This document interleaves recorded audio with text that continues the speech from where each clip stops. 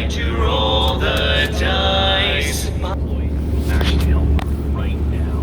The employee jogged off and a moment later came back with a manager who was able to help the Karen get what she needed. The manager looked very angry, but still smiled and apologized to the Karen for the inconvenience. I half expected the Karen to demand a discount for the lane, but she just got what she needed and went to the checkout. I heard one of the employees mumble curse words under their breath as the Karen left, and the manager told his employee to just calm down. I went to the checkout line and the Karen was leaving by the time I got to the register. And after that, I can honestly say I would never want to be the target of a Karen's anger. What an absolute nut job. The fact that this lady literally weaponized her children as some kind of ultimatum to get the manager to help her is insane. I mean, that is not a good parent environment. You don't just have your kids screaming and running up and down the aisle just to cause a scene. Like, that's ridiculous. That's a horrible precedent to set for your child. You are basically telling them, hey, if you don't get your way, just scream and cry. Eventually you'll get it. No, that is not how the world works. I can understand not getting what you want and not getting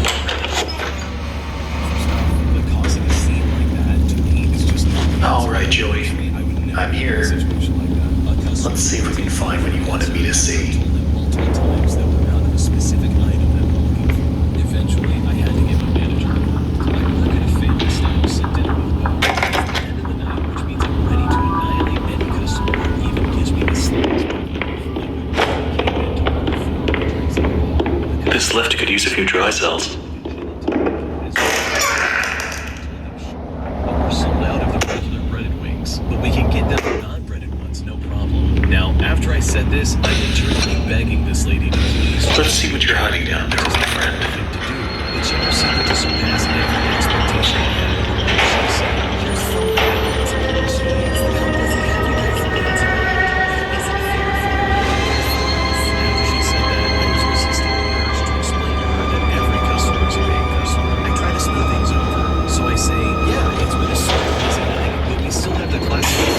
Can I get some of those started for you?" She then says, "I'm actually wondering if you can do something for me, because you're sold out of the breaded ones. Can I have the classic ones in all flats at half off? I think that's only fair, seeing as you're sold out." My jaw dropped internally. I said, "Ma'am, I'm sorry. I don't think I can do that for you with the flats. I'm happy to get the wing started, and I can't take it." All right, how do I get this to Just work? sold out of the other ones, but I'm more than happy to give you the replacement. She says, "No. Who put this I don't here?" think you understand what I'm asking for. Oh my God. Joey, what were you doing? I look at her and I say the exact same thing. "Ma'am, I'm sorry, I can't do this for you." The customer gives a huge sigh of frustration and says, "Well, if you can't do this for me, could you give me someone who can?" At this point, I was just completely stunned. I walked over to my manager and burst out laughing. Once I told her what the predicament was, she goes over to the customer and basically repeats what I told her. As I watch, the customer starts getting visibly upset. She goes on to say, "Well, I'm going to be taking my business elsewhere if this is the case." As the lady's walking out, my manager says with a huge smile on her face, "Well, go ahead. I hope you have a great night." Customers like this make me so infuriated, and I'm so glad to hear that this manager had your back. It's one thing to deal with a crazy, entitled Karen of a customer, but it's another thing to deal with someone who is absolutely just ignorant and doesn't understand what's going on. It's like their brain is absolutely full of sawdust. Like you explained to them several times, "Hey, the kind of wheels you want, we are running out of, because it's the end of the night. Imagine working all day, getting through all this product, only to have this one customer come in and ask for the one thing that you don't have. And instead of going for an alternative, they just over and over again." I'm pretty sure I would go nuts too. Thankfully, the manager stepped in and repeated everything that you just said. Sometimes that's just what it takes for these people. They just need to hear somebody else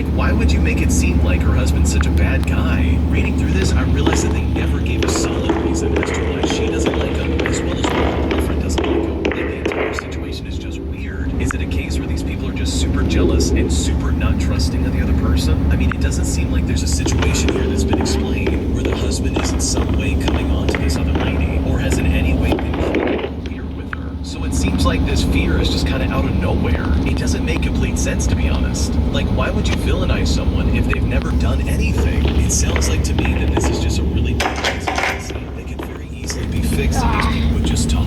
Which I don't think they can do for some reason. Inside yourself a friend.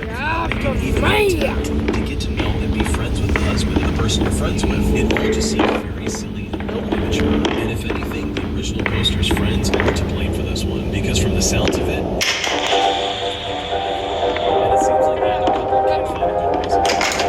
my husband made me cry by mocking me and belittling me as I'm trying to find a job, and I feel completely crushed. I'm a 32-year-old female that I've been teaching for 7 years, and this was my last year teaching. So last Friday was my last day officially.